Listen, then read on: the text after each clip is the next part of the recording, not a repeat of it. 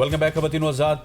सियासत के ऊपर बात हो रही थी, इंटरनेशनल सियासत पे तो हम बात कर चुके हैं। यासिर रशीद साहब हमारे साथ मौजूद हैं। यासिर साहब, अब अलीमा खान साहिबा ये कह चुकी हैं कि इमरान खान साहब की अगर सेहत की बात की जाए तो उसके हवाले से सोशल मीडिया पर तमाम खबरें फेक हैं। इमरान खान को अगर थोड़ा सा भी कुछ होगा, ये उनके मुताबिक वो कह रही हैं कि सबसे पहले उनकी फैमिली उनके साथ खड़ी होगी उनकी सेहत को लेकर सिर्फ सनसनी फैलाई जा रही है, जो कि सच नहीं है। क्या ये जो अलीमा खान का बयान है इसको दुरुस्त साबित लिया जाए या फिर सोशल मीडिया पर जो कुछ चल रहा है उसको दुरुस्त लिया जाए?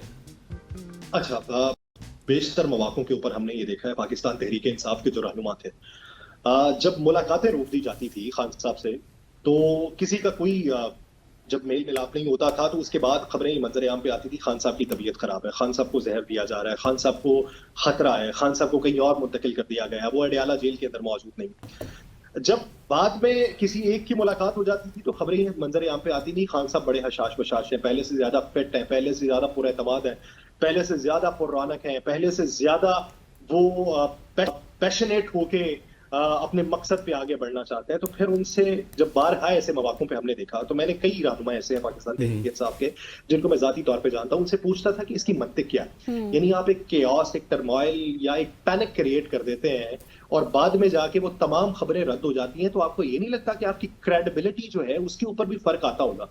तो उनका आगे से जवाब ये था कि जब हम ऐसी बातें करते हैं तो बैनुल अक़वामी सतह के ऊपर भी आवाजें उठना शुरू हो जाती हैं, जिसकी वजह से हुकूमत पे प्रेशर पड़ता है और हुकूमत हमारी उनसे मुलाकात करवा देती है। तो ये मुलाकात के बहाने के तौर पे ये सारी बातें, ये तो था माजी। लेकिन हाल की सूरत हाल इससे कुछ मुख्तलिफ है। एक मेडिकल रिपोर्ट जमा करवाई गई है अदालत के अंदर, जिसको बुनियाद बना के ये सारी बातें चल रही हैं। वो मेडिकल रिपोर्ट ये बताती है, जब अदालत ने एंडोर्स किया कि आपको ये पेश करना ही पड़ेगी, तो उसमें ये बताया गया कि 2023 से लेके 2025 के मार्च तक बाकायदा तौर पर खान साहब के चेकअप्स होते रहे। एक वक्त बीच में ये आया कि जब खान साहब ने ये कहा कि मेरे कान में मसाइल हैं, मुझे सुनता नहीं है, ये मेरी आवाज गूंजती है, तो उसका एक चेकअप हुआ था। जो इस्लामाबाद के एक डॉक्टर्स थे, उनकी सरबराही के अंदर एक पैनल तश्कील दिया गया, ईएनटी डॉक्टर उसके अंदर शामिल थे। उन्होंने जाके खान साहब का चेकअप किया। तो टाइटेनिस कहा जाता है इस बीमारी को, जिसमें आवाज गूंजती है या आपको पलट के आवाज कान के अंदर पड़ती है और ऐसी सूरत हाल में आपको चक्कर भी आते हैं। तो वो उसके अंदर मेंशन है कि खान साहब को ये बीमारी हुई है। अगर आप बैनुल अक़वामी माहिरीन सेहत को पूछें या उनका तज्जिया पढ़ें या उनके मकाले पढ़ें इस बीमारी के हिसाब से, तो वो आपको ये बताएंगे कि 65 बरस की उम्र में अमूमी तौर पे दुनिया में बहुत सारे लोग ऐसे हैं और उनकी शरह जो है वो 70% के करीब है, जिनको आवाज कम सुनाई देती है, बुजुर्गों को कम सुनाई देती है, आपको करीब होकर बोलना पड़ता है। लेकिन वो तहकीक ये भी बताती है कि जो जिस्मानी तौर पर फिट अफराद होते हैं उनके ऊपर असर इसका कम पड़ता है। तो खान साहब जिस्मानी तौर पे फिट हैं, वो वर्जिश भी करते हैं, जिम का सामान भी उन्होंने अपने पास रखा हुआ है। तो इस वक्त उनकी उम्र जो है वो 72-73 बरस है। अब इस उम्र में किन वजूहात की बुनियाद पे ये हुआ है? इसमें अगर वो वर्जिश करते हैं, जिस्मानी तौर पे फिट है, तो फिर ये वजह क्या? इसकी वजह से आपको अक्सर औकात चक्कर भी आते हैं।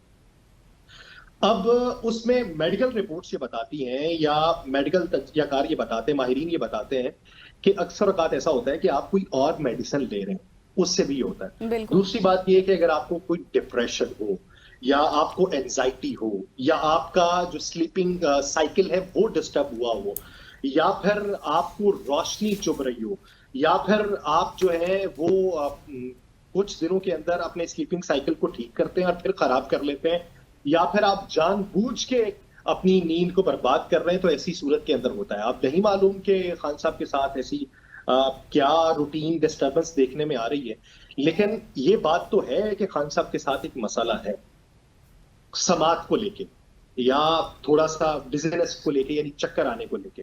अब उसकी सीरियसनेस किस हद तक है और इसके पीछे फिर बहुत सारी बातें कि बैरून मुल्क मुंतकिल कर दिया जाएगा या वो होगा, उनको ये सिफारिशात पेश की जा रही हैं या ये उनके सामने बात रखी जा रही है, ये बात की बातें हैं। लेकिन एक चीज तो है कि उनको ये मसला है, ये तकलीफ है, वो तकलीफ यहाँ भी हल हो सकती है, एक नॉर्मल डॉक्टर से हो सकती है, या माहिर उसके लिए चाहिए होगा, या बैरून मुल्क से इलाज होगा।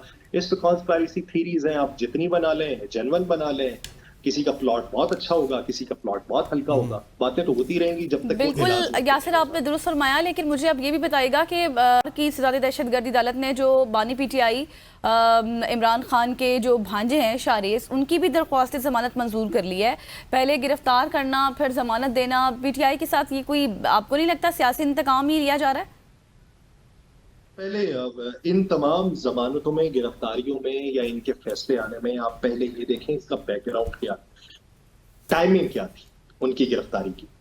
उन दिनों में बात ये चल रही थी कि पाकिस्तान तहरीके इंसाफ जो है वो प्लान कर रही है एक बड़ी एहतजाजी तहरीक को।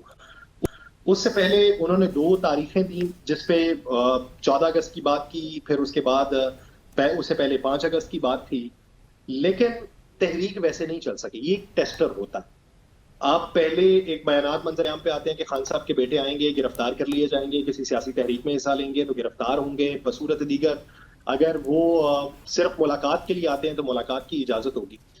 ये गिरफ्तारियां जो है ये फैमिली को करने के लिए नहीं होती या उनके मुकदमात बढ़ाने के लिए नहीं होती। ये टैक्टिक्स होते हैं जो हर अखबार में आजमाएंगे। आप प्लस माइनस इसका कर सकते हैं, आप इसके ऊपर बहस मुबाहिसा कर सकते हैं कि भाईजान ये कितने केसेस ठीक थे या कितने केसेस गलत थे। अगर आप पाकिस्तान तहरीक इंसाफ का दौरे हुकूमत देखें, उसके अंदर भी केसेस बनाए गए थे।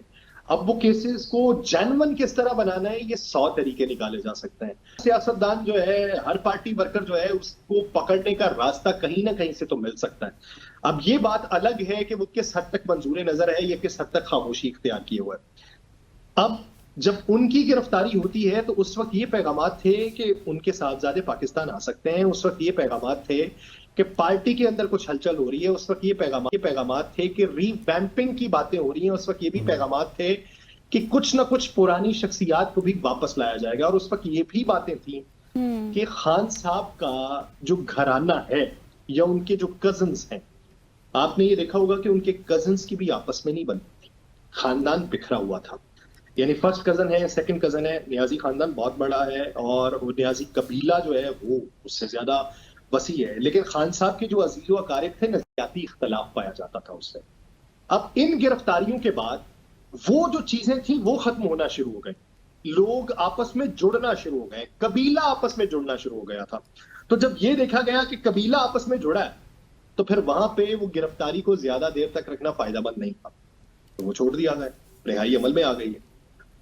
जहां तक नीचे पैगाम पहुंचाना था कारकुनान तक, उसकी रिवैम्पिंग तक, तंजीम साजी तक या तंजीम नौ तक, वो रुक गई है। आप देखिए पाकिस्तान तहरीक इंसाफ के कितने कारकुनान अब सड़कों पे निकलते हैं। हाँ, सोशल मीडिया का महाज गर्म है, लेकिन सड़कों वाली जो तहरीक है वो फिल वक्त तो दिखाई नहीं देती है। बिल्कुल आपने ठीक बातें की है यासिर, यकीनी तौर पर कोई ना कोई तो मजीद पेशरफ जैसे ही होगी उसको भी डिस्कस करेंगे। Thanks for being with us.